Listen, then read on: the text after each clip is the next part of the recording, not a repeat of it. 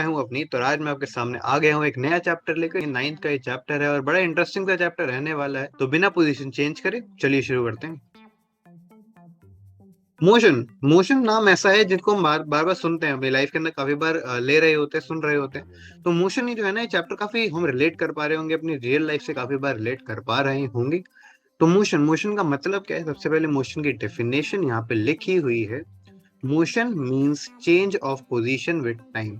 Motion का मतलब होता है पोजीशन। पोजीशन चेंज होगी टाइम के साथ, जैसे जैसे टाइम बीतेगा वैसे वैसे किसी चीज की अगर पोजीशन चेंज हो रही है, किसी ऑब्जेक्ट की मोशन होती है, राइट। तो अगर कोई ऐसा ऑब्जेक्ट होगा जिसका मोशन हो रहा है, मतलब उसकी पोजीशन चेंज हो रही है समय के साथ, राइट। एंड अब क्वेश्चन दिमाग में दो आते हैं। पहला होता है पोजीशन, हम किसको कहते हैं, पोजीशन का मतलब क्या होता है। और दूसरा होता है कि टाइम का मतलब क्या होता है, मतलब टाइम हम कैसे नाप रहे होंगे और हम कैसे टाइम को रिलेट करेंगे कि टाइम 0 कब लेना है, टाइम 1 कब लेना है, एक्सेट्रा एक्सेट्रा। क्या हम अपनी घड़ी को देख के भी उसका टाइम बता सकते हैं, एक्सेट्रा एक्सेट्रा। ये सब चीजें हमारी दिमाग में आ रही होंगी। तो पहला क्वेश्चन आता है पोजीशन का। तो पोजीशन का मतलब होता है कोऑर्डिनेट्स, ठीक है। कोऑर्डिनेट्स का मतलब क्या होता है? जैसे यार हमने बचपन में पढ़ा होगा, ग्राफ जब हम यूज करते थे, ठीक है, जब हम ग्राफ यूज करते थे तो हर पॉइंट की एक पोजीशन होती है जिसे हमें कोऑर्डिनेट से डिफाइन करते थे, ठीक है। उसका कोई डिस्टेंस होता था ओरिजिन से, बिल्कुल वैसे ही यार हमारे पास पोजीशन होती है, ठीक है। पोजीशन बेसिकली किसी कोई पॉइंट हमारे हमारे हिसाब से कहाँ पे है, हम उसे पोजीशन कहते हैं। मतलब अगर कोई चीज है जो कि मुझसे 1 किलोमीटर के डिस्टेंस पे है, ठीक है, 1 किलोमीटर के डिस्टेंस पे, और मैं अगर सीधा जाऊंगा तो उसकी 1 किलोमीटर का डिस्टेंस उसका पड़ेगा अगर, तो मैं उसे बोलूंगा कि उसकी पोजीशन है मुझसे 1 किलोमीटर दूर, अगर मैं सीधा जाऊंगा तो, ठीक है। अगर हम टाइम की बात करते हैं, हम टाइम में हमें किससे फर्क पड़ेगा? क्या हमें जो हमारे यहाँ पे टाइम चल रहा है घड़ी के अंदर, हमें उससे फर्क पड़ेगा, या फिर हमें यहाँ पे सिर्फ इस चीज का फर्क पड़ेगा कि हमने जिस बॉडी को, जिसके ऊपर बेसिकली जिस बॉडी के ऊपर हम ध्यान देंगे, क्या उसी के ऊपर जो टाइम वेरी करेगा, हम उसी के ऊपर यहाँ पे ध्यान देंगे कि किसी और चीज पर ध्यान देंगे। तो आंसर आता है डेल्टा टी पे हमारा ध्यान रहेगा पूरा पूरा, मतलब कितना टाइम लगा है, ठीक है। यहाँ पे लिखा है हिंदी के अंदर टाइम कितना लगा है, हमारा मेन फोकस इसके ऊपर रहता है। हमें फर्क नहीं पड़ता यार कहीं क्लॉक में क्या टाइम है, हमें सिर्फ इतना फर्क पड़ता है कि कितना टाइम लगा है किसी चीज को मूव करने के अंदर, मोशन होने में कितना टाइम लगा है, ठीक है। जो मोशन का टाइम है उसके अंदर कितना टाइम लगा है, ठीक है। मतलब कि अगर तुम गाड़ी पे कहीं पे जा रहे हो, तो गाड़ी जब तुमने स्टार्ट करी और जब तुम गाड़ी से पहुंच गए कहीं पे, तो उसके बीच में टोटल जो टाइम लगा, जैसे हम बोलते हैं पापा आधे घंटे का रास्ता है, तो आधे घंटे का मतलब है कि जब हम स्टार्ट करेंगे फिर हम आधे घंटे बाद पहुंच जाएंगे, ठीक है। तो उसी को हम क्या बोलेंगे, डेल्टा टी बोलते हैं। हमें इस चैप्टर के अंदर उसी से फर्क पड़ता है। यहाँ पे दो टर्म यूज करेंगे डेल्टा टी के लिए, एक होती है टी इनिशियल, एक होता है टी फाइनल। टी इनिशियल हमेशा होता है हम जब भी हम टाइम स्टार्ट करते हैं, जैसे जब हम स्टॉप वॉच शुरू करते हैं, तो स्टॉप वॉच जब हम शुरू करेंगे तब टी इज इक्वल टू 0 वाला मूवमेंट आता है। मतलब कि अगर मैं स्टॉप वॉच को स्टार्ट करूंगा तो कहाँ से स्टार्ट होती है, 0 से स्टार्ट होती है और उसकी वैल्यू बढ़ती है, ठीक है, उसकी वैल्यू बढ़ती है। तो अगर मैं स्टार्ट करूंगा कि यार अगर मेरे पास गाड़ी में अगर मैं जा रहा हूँ, जब हम स्टार्ट करेंगे गाड़ी को, वो टी इज इक्वल टू 0 मैं तब से स्टार्ट करूंगा, फिर आगे काउंट करना शुरू कर दूंगा, 0 सेकंड, 1 सेकंड, 2 सेकंड, ऐसे चलता रहेगा। अगर 2 घंटे का रास्ता, तो मैं बोलूंगा पहले 0 से शुरू होगा, फिर 1 घंटा आएगा, फिर 2 घंटा आएगा। तो टी फाइनल क्या होगा? टी फाइनल होगा जब मोशन एंड हो जाएगा उसे हम टी फाइनल बोलेंगे, ठीक है। जब मोशन एंड होगा हम उसे टी फाइनल बोल देंगे। नेक्स्ट हमारे सामने आता है क्वांटिटीज। तो क्वांटिटीज अब जब हम फिजिक्स शुरू करेंगे तो हम काफी सारी क्वांटिटीज को अपनी लाइफ में देखेंगे। आगे हम ऐसे ऐसी क्वांटिटीज का नाम सुनेंगे जिनका नाम होगा मोमेंटम, फोर्स, ठीक है। तो हम हर एक क्वांटिटी को हम दो पार्ट्स के अंदर बांट सकते हैं। पहली होती है स्केलर, दूसरी होती है वेक्टर। पहली क्या होती है? स्केलर, दूसरी होती है वेक्टर। अब स्केलर का मतलब क्या है? स्केलर है वो क्वांटिटी है जिसका सिर्फ और सिर्फ मैग्नीट्यूड होता है। मतलब कि अगर मैं पूछूं किसी से कि यार तुम कितना चल के आए, कितना चल के आया, तो कोई इंसान अगर मुझे बोलेगा कि मैं 1 किलोमीटर चल के आया, तो जो यहाँ पे 1 किलोमीटर जो शब्द है वो मैग्नीट्यूड बताता है। मैग्नीट्यूड जैसे कि अगर मेरे पास 5 किलो चीनी है, तो अगर मैं 5 किलो, जो यहाँ पे शब्द है वो मैग्नीट्यूड को रिप्रेजेंट करता है, ठीक है। मैग्नीट्यूड क्या है? 5 किलो।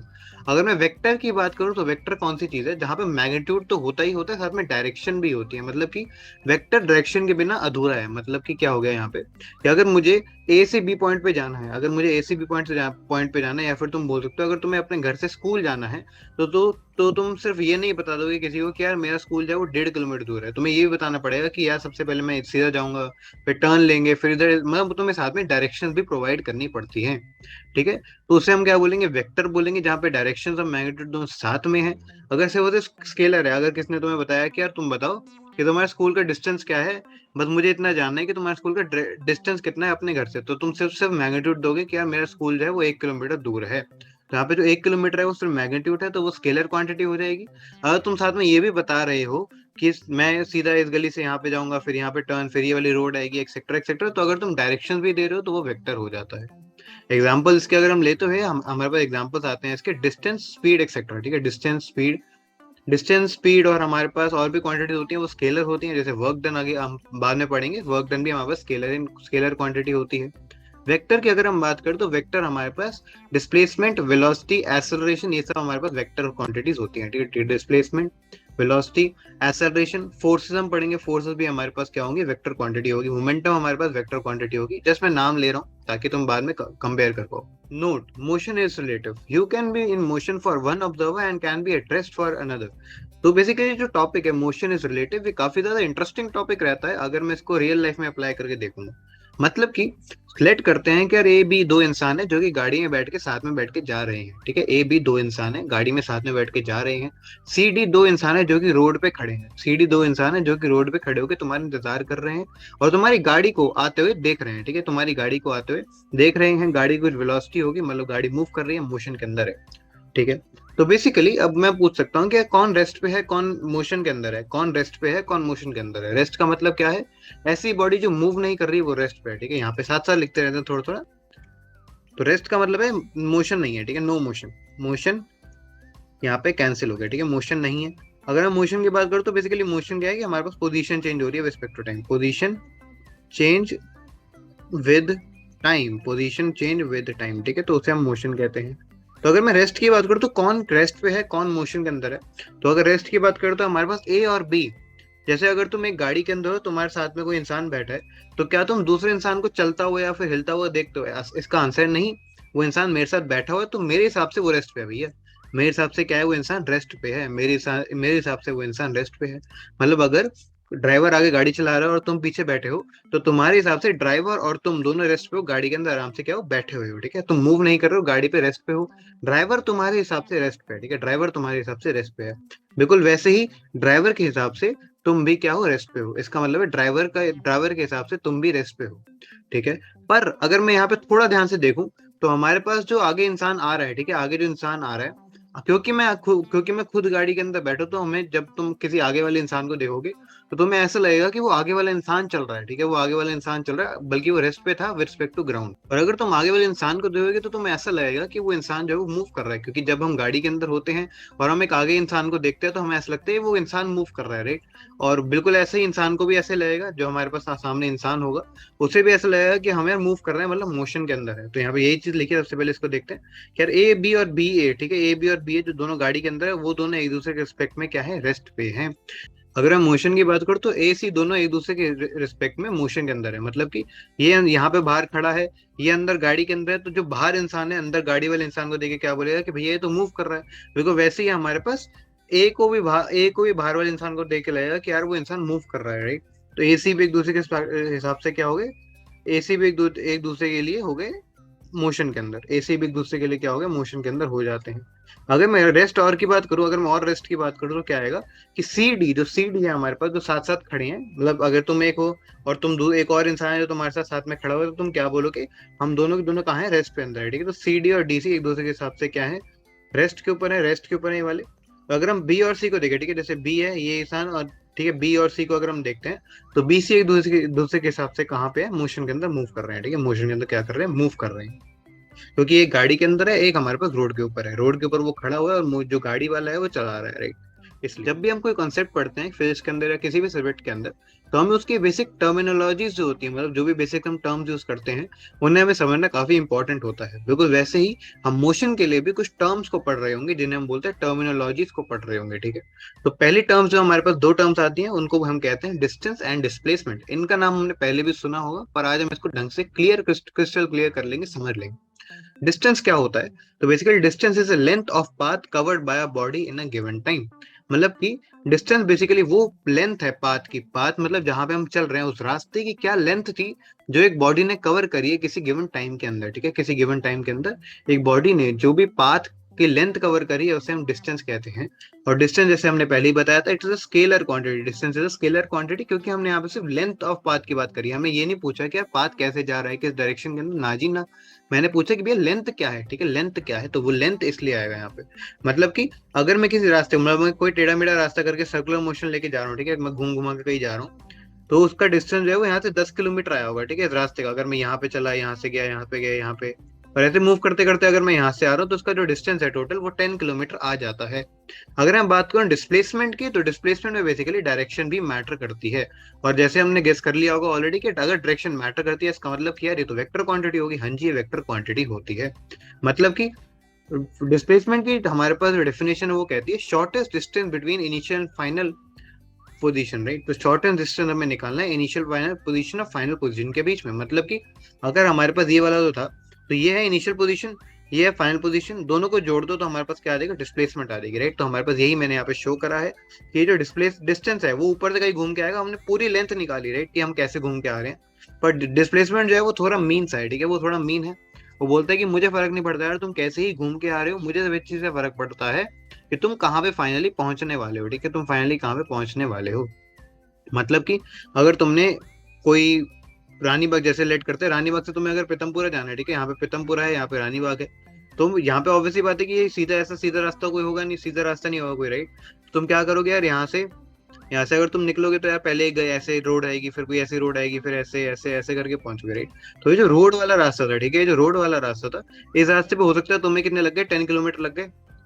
और अगर मैं बात करूँ यहाँ पे स्ट्रेट फॉरवर्ड रास्ता जो था हमारे पास, जो स्ट्रेट फॉरवर्ड रास्ता है, अगर हम उस रास्ते से बात करें तो हो सकता है कि हमें सिर्फ 5 किलोमीटर ही लग रहे हो। तो हो सकता है कि हमें सिर्फ, अगर मैं सीधा सीधा जाता तो मुझे 5 किलोमीटर लगते, राइट। तो डिस्टेंस हमारे यहाँ पे कितना हो गया, 10 किलोमीटर। डिस्प्लेसमेंट कितना हो गया, 5 किलोमीटर। और यहाँ पे डायरेक्शन क्या है, तो डायरेक्शन हो जाएगी फ्रॉम आर टू पी, ठीक है, डायरेक्शन क्या हो जाएगी, from R to P. Because हमने पहले ही बता दिया कि displacement depends on the direction also, मतलब डिस्प्लेसमेंट जो है वो डायरेक्शन के ऊपर भी डिपेंडेंट रहती है, सिर्फ और सिर्फ मैग्नीट्यूड से उसका काम नहीं चलता। वो थोड़ी ज्यादा भूखी है, राइट, वो थोड़ी ज्यादा भूखी है। उसे दो चीजें चाहिए, मैग्नीट्यूड भी चाहिए, डायरेक्शन भी चाहिए।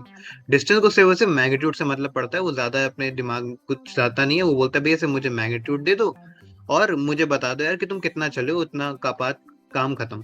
On the other hand displacement क्या कहती है, डिस्प्लेसमेंट कहती है मुझे फर्क नहीं पड़ता तुम कहाँ क्या रास्ता यूज करके जा रहे हो, मुझे वो इतना बताओ कि तुम इनिशियली कहाँ पे थे, फाइनली कहाँ पे थे। और जैसे इसका एग्जांपल नीचे तुम्हें दिख रहा है, यहाँ पे क्या कह रहा है, body moves from a point O to A on a straight line at a distance of 10 meter. Now it turns back and move 15 meter along the same line to B. Find the final distance and displacement. तुम्हारे पास पूरे 10 second है, तुम इस question को try कर सकते हो।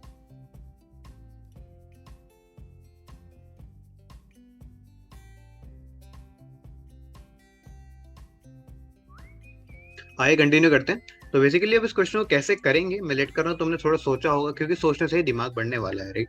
तो अब सबसे पहले यार यहाँ पे क्या हो रहा है, यहाँ पे सबसे पहले क्या होगा कि एक ओ पॉइंट था, ओ पॉइंट हमने क्या बोला, इनिशियल पोजीशन ले ली, ठीक है। मैंने इसको क्या बोला है, ये क्या है, इनिशियल पोजीशन है मेरी, ठीक है, क्या है हमारे पास इनिशियल पोजीशन है। उसके बाद वो क्या करा उसने, क्या सबसे पहले मूव करे 10 मीटर टुवर्ड्स ए, ठीक है, 10 मीटर टुवर्ड्स ए मूव करें हम, ठीक है। तो ए वाला पॉइंट है, ये वाला पॉइंट है, और हम 10 मीटर मूव कर रहे हैं, ठीक है। ये डिस्टेंस कितना है, 10 मीटर है। उसके बाद क्या हुआ, उसके बाद क्या हुआ कि हम वहां से मुड़ गए। उसने बोला हम टर्न बैक करते हैं और 15 मीटर मूव करते हैं अलॉन्ग द सेम लाइन, मतलब सेम लाइन के अलॉन्ग हम 15 मीटर मूव करके पहुंच जाते हैं बी पे। ये वाला पॉइंट है बी। और ऑब्वियसली बात है, अगर फाइनल डेस्टिनेशन तो मैं इसको क्या बोलूंगा, फाइनल पोजीशन बोलूंगा, ठीक है, फाइनल पोजीशन बोलूंगा इसको। तो अगर मैं यहाँ पे डिस्टेंस की बात करूँ तो डिस्टेंस है हमारे पास कितना हमने पाथ करा है, मतलब हम कितना चले हैं। अगर कोई इंसान होगा जो कि पार्क के राउंड लगा रहा है, तो एट द एंड अगर तुम देखोगे तो वो राउंड लगा के एक ही जगह पे पहुंच जाएगा, तो उसकी डिस्प्लेसमेंट जीरो हो जाएगी। पर वो ये थोड़ी बोलेगा कि यार मैं कुछ भी वर्कआउट करके नहीं आया यार, मैं चल के ही नहीं आया। उसका आएगा कि यार जो भी पेरीमीटर था उसका, जो भी रास्ता में चल के आया उसका डिस्टेंस निकाल लो। तो वही हम यहाँ पे करेंगे कि सबसे पहले हम यहाँ पे गए ऐसे 10 मीटर, और उसके बाद हम 15 मीटर पीछे चले गए, तो यहाँ आ जाएगा 10 + 15 = 25 मीटर। 10 + 15 = 25 मीटर हमारे पास डिस्टेंस होगा फाइनल। क्या हमें चीज समझ में आई, राइट।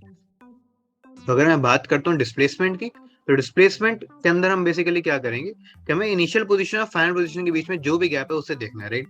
कि हमारे पास इनिशियल पोजीशन कितनी है, ये है इनिशियल पोजीशन, ये वाली होगी हमारे पास बी वाली फाइनल पोजीशन। तो कितना फर्क है, क्या डिस्टेंस है इनिशियल और फाइनल पोजीशन के बीच में, तो वो आ जाता है हमारे पास यार कि ये 10 था, ये वाला हमारे पास डिस्टेंस 10 है, और ये वाला टोटल 15 है, राइट। तो हम क्या करेंगे, ये वाला 10 हो जाएगा और ये वाला जो बाकी बचा हुआ डिस्टेंस हो जाएगा वो हो जाएगा 5 मीटर, राइट।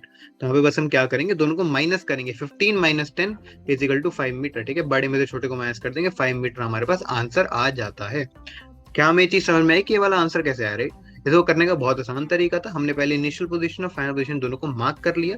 उसके बीच में डिस्प्लेसमेंट निकालने के लिए मुझे सिर्फ दोनों के बीच का डिस्टेंस निकालना था। डिस्टेंस और नेक्स्ट क्वेश्चन हमारे पास है, find the distance and displacement if an object completes 3/4 the revolution in a circle of 7/11 metre. ठीक है, तो रेडियस दे रखा है, साथ में कुछ और डिटेल्स भी दे रखी हैं। तो हमारे पास 10 सेकंड है, इस क्वेश्चन को ट्राई करने की कोशिश करो।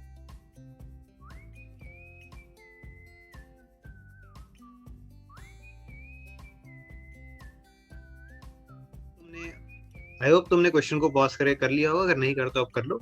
तो सॉल्यूशन इसका बेसिकली तुम्हें सामने दिख रहा है और मैं तुम्हें सॉल्व करके भी साथ में दिखाता हूँ। तो बेसिकली यहाँ पे क्या हो रहा है कि यार हमारे पास एक पॉइंट है यहाँ पे ओ, ठीक है, एक इनिशियल पॉइंट होगा ओ, और यहाँ से घूम के एक सर्कल के अंदर घूम के उसने 3/4 रेवोल्यूशन पूरी करी है। ठीक है, उसने 3/4 रेवोल्यूशन पूरी करी, मतलब हमारे पास 3/4 कितनी हो जाएगी, 270 डिग्री रेवोल्यूशन हो जाएगी, राइट। हमारे पास 180, हमारे पास 270 डिग्री हमारे पास क्या हो जाएगी, रेवोल्यूशन हो जाएगी, 3/4 ऑफ द रेवोल्यूशन। ठीक है, 3/4 रोटेशन उसने करी है। अगर ऐसा हमारे पास सीन है, अगर हमारे पास ऐसा सीन है, तो सबसे पहले वो पूछेगा डिस्टेंस कितना है। क्या पूछेगा वो, डिस्टेंस कितना है। तो डिस्टेंस बड़ा आसान है यहाँ पे निकालना। क्या डिस्टेंस आएगा, डिस्टेंस इजिली आ जाएगा कि हमारे पास जितना ही पाथ था, जो भी बेसिकली पेरीमीटर होगा वो 3/4 पेरीमीटर होगा, उसे हम क्या बोल देंगे, डिस्टेंस ही बोल देंगे, उसे हम बोल देंगे डिस्टेंस। तो डिस्टेंस बेसिकली क्या हो जाएगा, distance is equal to 3/4 into perimeter. Perimeter कितना होता है एक सर्कल का, सब याद करें, perimeter of circle is 2πr। ठीक है, perimeter of circle is 2πr, उसको हम 3/4 से मल्टीप्लाई कर देंगे। तो अब यहाँ पे वही कैलकुलेशन करिए कि 3/4 2, और पाई की वैल्यू कितनी होती है, 22/7 होती है, उसको डाल देंगे। आर की वैल्यू यहाँ पे दे रखी थी, कितना क्या दे रखी थी भाई, 7/11 दे रखी थी। तो उसको सिंपली हम जब कैलकुलेशन करेंगे तो we'll get a very easy answer over है, जिसका आंसर आएगा 3 मीटर। ठीक है, 3 मीटर हमारे पास क्या आता है, डिस्टेंस आ जाता है। अगर हम डिस्प्लेसमेंट की बात करते हैं, displacement again is a new thing to do. तो अगर हम यहाँ पे डिस्प्लेसमेंट देखेंगे तो डिस्प्लेसमेंट के लिए हमें क्या निकालना है, final position, initial position. Initial position क्या है, ये वाला पॉइंट। फाइनल पोजीशन कौन सा है, ये वाला पॉइंट। यहाँ पे मार्क करते हैं, ये इनिशियल पोजीशन यहाँ पे लिखा है, ये फाइनल पोजीशन यहाँ पे लिखा है। तो डिस्प्लेसमेंट बेसिकली क्या हो जाएगी, इन दोनों के बीच का डिस्टेंस, इन दोनों के बीच का डिस्टेंस, राइट। तो कैसे निकलेगा, अब यहाँ पे थोड़ा ध्यान देते हैं। ठीक है, यहाँ पे थोड़ा ध्यान देते हैं, ये है हमारे पास इनिशियल पोजीशन, ये हमारे पास फाइनल पोजीशन। सबको पता है कि ये जो डिस्टेंस है, सेंटर से जो डिस्टेंस होता है, अगर ये सेंटर है, राइट, तो इसका डिस्टेंस आर होगा और ये वाला डिस्टेंस भी आर होगा। तो जो अगर मेरे को जानना है कि यहाँ पे डिस्प्लेसमेंट कितनी है, तो वो कैसे आ जाएगा, आर का स्क्वायर प्लस आर का स्क्वायर का रूट करेंगे, राइट, क्योंकि पाइथागोरस थ्योरम लग जाएगी। तो यहाँ पे ये चीज करिए, r square plus r square का root is equal to √2r is equal to √2r, और आर की वैल्यू हम डाल देंगे 7/11। ठीक है, तो आंसर क्या आ जाएगा, 7/11 √2 मीटर हमारे पास डिस्प्लेसमेंट की वैल्यू आ जाएगी, राइट। ये हमारे पास बड़े आराम से वाला आंसर निकल जाता है। डिस्टेंस और डिस्प्लेसमेंट निकालना दोनों ही काफी आसान चीज हो जाएगी। डिस्टेंस के लिए हमने क्या करा, उस पाथवे पे गए और हमने पाथवे का डिस्टेंस निकाला कि हम क्या कितना चल रहे हैं उसकी बात कर रहे हैं। और डिस्प्लेसमेंट के लिए हम क्या करेंगे, इनिशियल और फाइनल पोजीशन को हम डिस्प्लेसमेंट से निकाल लेंगे। तो आज की क्लास यहाँ पे खत्म करते हैं। होप यार तुम्हें क्लास में मजा आ रहा होगा, चीजें समझ आ रही होंगी। क्लास को यार रिवाइज करें, नोट्स बनाएं, और यार मेरे पर्सनल नोट्स तुम्हें नीचे डिस्क्रिप्शन में मिल जाएंगे, उसे डाउनलोड करो, आराम से यार अपने नोट्स कंप्लीट कर लो। तुम चाहो तो ये वाला टेलीग्राम ग्रुप भी ज्वाइन कर सकते हो, मैं तुम्हें साथ में लिंक डिस्क्रिप्शन में दे दूंगा। चैनल को सब्सक्राइब कर देना है साथ में, ताकि यार तुम्हें सारी की सारी एजुकेशनल वीडियोस और तुम्हारे एग्जाम के लिए जितनी भी हेल्प रिक्वायर्ड है वो मैं तुम्हें सारी की सारी प्रोवाइड कर पा रहा हूँ। इसी तरह टाटा बाय बाय, शब्बा खैर, पढ़ते रहें।